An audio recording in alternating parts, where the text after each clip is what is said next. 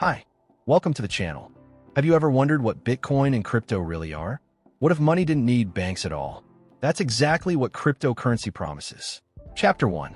What is cryptocurrency?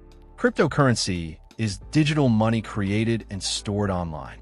It's powered by blockchain, a special kind of database that records every transaction so no one can cheat. Unlike normal money, crypto isn't controlled by any government or bank. It runs on technology and people's trust. Bitcoin, the first cryptocurrency, often called digital gold. Ethereum, not just money, but a system for apps and contracts without banks. Solana, a newer coin that's popular for being fast and cheap to use. People use it through computers and mobile phones. The most famous example is Bitcoin, but there are many others like Ethereum, Solana, Ripple, and Litecoin. How people use cryptocurrency. Trading, some people buy and sell cryptocurrencies quickly to make profit, just like stock trading. Investing, others hold them for a long time, hoping their value will increase in the future.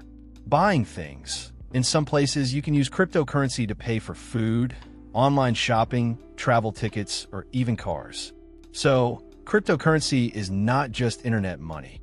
It's a new way of using money that gives people more freedom, but also comes with risks since prices go up and down a lot.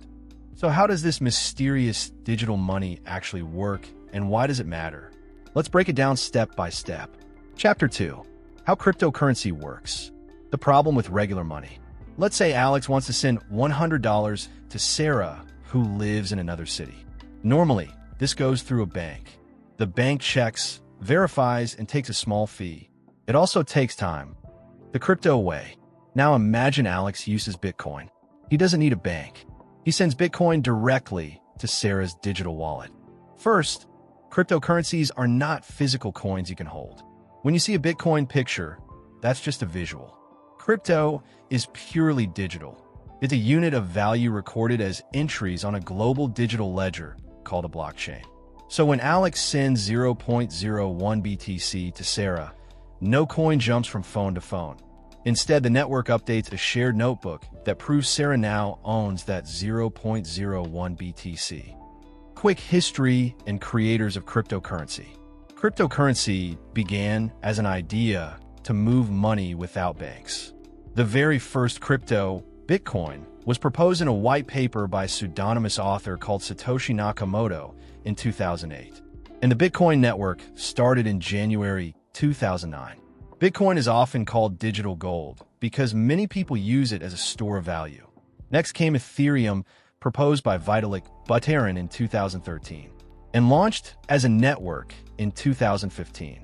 Ethereum isn't just money. It's a platform for programs called smart contracts that run without a middleman. A newer example is Solana. Founded by Anatoly Yakovenko and a small team around 2017, Solana introduced a technique called proof of history to make networks faster and cheaper. Its mainnet launched 2020. Solana focused on speed and low fees for apps that need lots of transactions. What makes it trustworthy? The blockchain. Think of blockchain as a digital notebook or ledger that everyone can see and agree on. Shared notebook idea. Imagine a notebook where every page is a record of transactions. Who paid whom, when, and how much.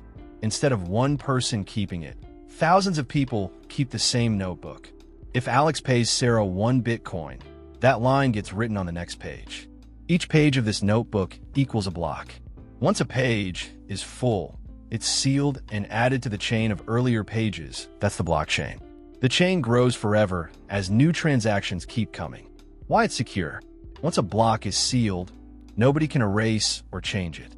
If someone tries to cheat, say Alex claims he didn't pay Sarah, all the other copies of the notebook prove he's lying. This makes blockchain tamper-proof and trustworthy. Who writes in it? The people who write transactions into the blockchain are called miners or crypto miners. Here's how it works in a simple way. People send Bitcoin. For example, Sarah sends 1 Bitcoin to Alex. Transactions wait in a pool. This is called the mempool, like a waiting room. Miners collect transactions. Miners pick many transactions and put them together into a block. Solving puzzles to add that block to the blockchain. Miners must solve a very hard math problem called proof of work. Winner gets rewards. The first miner to solve it adds the block to the chain. That miner earns a block reward, newly created Bitcoin. The transaction fees from users. Blockchain equals a digital public notebook that everyone trusts, no one controls, and no page can be erased once written. Digital wallets like bank accounts but online. To use crypto, Alex and Sarah both need a digital wallet. Think of it like an online bank account, but only you control the keys to open it. No bank, no manager, just you. So, in short, Alex sends money, blockchain verifies it, miners secure it, and Sarah receives it. No bank needed. But is it really that simple? Let's look at the pros and cons. Chapter 3. Pros and cons of cryptocurrency. Let's look at the pros first. Decentralization. No bank or government controls it. In traditional banking, if Alex wants to send Sarah money, it must go through a bank. The bank checks it, charges a fee, and sometimes even delays the transfer. With cryptocurrency, Alex can directly send money to Sarah without a bank. Alex sends Sarah 0.01 Bitcoin straight from his wallet to hers. No bank approval, no waiting for working hours. It works 24/7. Fast and low-cost transactions. International payments usually take days and come with big fees. Example, Alex is in France, Sarah is in the US. If he sends her $200 through a bank, it may take 3 to 5 days and cost $20 in fees. But if Alex sends the same in cryptocurrency, Sarah receives it within minutes, and the fee might be just a few cents. Accessibility. Billions of people worldwide don't have a bank account, but many of them have smartphones and internet.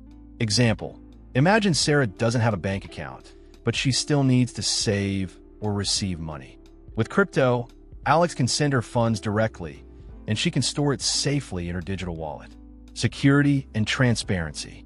Every crypto transaction is recorded on the blockchain, which is like a digital public notebook that anyone can see but no one can change. If Alex sends Sarah Bitcoin, that transaction is permanently stored on the blockchain. No one can secretly erase or edit it, which makes fraud harder. Growth and investment potential. Cryptocurrency can grow in value, which makes it attractive for investors. Example, back in 2010, Alex bought 2 Bitcoins for just $2. Today, those 2 Bitcoins could be worth over $100,000. Sarah hears this and says, I wish I bought some back then. Cons of cryptocurrency. Volatility, prices can change wildly. Alex buys 1 Bitcoin for $60,000. The next week, its price drops to $40,000. He loses $20,000 just like that. Sarah says, wow, that's risky. I could never plan savings with money that jumps up and down so much. Hacking and security risks. While blockchain is secure, exchanges and wallets can get hacked. If you lose your private key or recovery phrase, you lose access to your money. Alex stores his crypto on an exchange website. One day, hackers steal millions from that exchange, and Alex loses all his coins. Sarah, so if I forget my password or if it's hacked, my money is gone forever?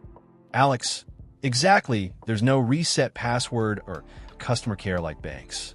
Lack of regulation and scams. Because crypto is still new, many governments don't fully regulate it. This opens the door for scams. Sarah sees an ad. Send 1 Bitcoin, get 2 back. She thinks it's a great deal, but Alex warns her it's a scam. She realizes too late and loses her money. And you can also watch my previous video on fraud detection to learn how banks and companies keep your money safe. Environmental concerns. Some cryptocurrencies, like Bitcoin, need massive computer power to mine, which consumes huge amounts of electricity. Sarah asks, why is my city's electricity bill so high? Alex explains, Bitcoin mining farms are using more electricity than some countries. Not widely accepted yet. You can't buy everything with crypto. Most shops still prefer traditional money. Alex tries to buy a coffee with Bitcoin. The cafe owner says, sorry, we only take cash or card. Sarah laughs. So what's the point if I can't even buy coffee with it? Chapter 4. Risks and challenges of cryptocurrency.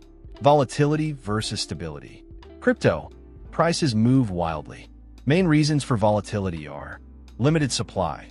For example, only 21 million Bitcoins will ever exist. News and hype. Positive news, like a company accepting Bitcoin, can make prices rise. Negative news, like a ban in a country, can make them crash overnight. Speculation. Smaller market size. Alex invests $1,000 in Bitcoin. It becomes $1,500 in a week, but drops to $700 the next. Stocks. Prices move too, but usually tied to company performance and economy. Real estate. Prices rise slowly and steadily over years, not days. Lack of intrinsic value. Crypto doesn't produce rent, interest, or dividends. Its value comes mostly from demand. Stocks give dividends plus represent ownership in a company. Real estate gives rental income even if prices don't rise. Sarah says, if I buy a house, I can rent it. If I buy company stock, I get dividends. But if I buy Bitcoin, I just hope someone pays more tomorrow. Liquidity versus accessibility. Crypto, easy to buy, sell instantly, but prices can crash at the same time. Real estate, hard to sell quickly, but much less likely to lose 50% value overnight. Regulation and safety. Crypto, still unclear in many countries, prone to scams. No central authority if money is lost. Stocks, regulated by government agencies like SEC. Investors are protected by laws. Banks or money. Insured, if the bank fails, your money is still safe up to a limit. Long-term reliability. Crypto, very new, just 15 years old. Nobody knows if Bitcoin will still exist in 50 years. Stocks have existed for centuries. Real estate, people always need land and homes. Money in bank, governments back it. Cryptocurrency is exciting but risky compared to stocks, real estate, and money in the bank. It offers high rewards, but also high risks. Smart investors often balance crypto with safer investments. If you enjoyed this explanation and learned something new about cryptocurrency, don't forget to like this video and subscribe to the channel for more simple and easy explanations. Thanks for watching.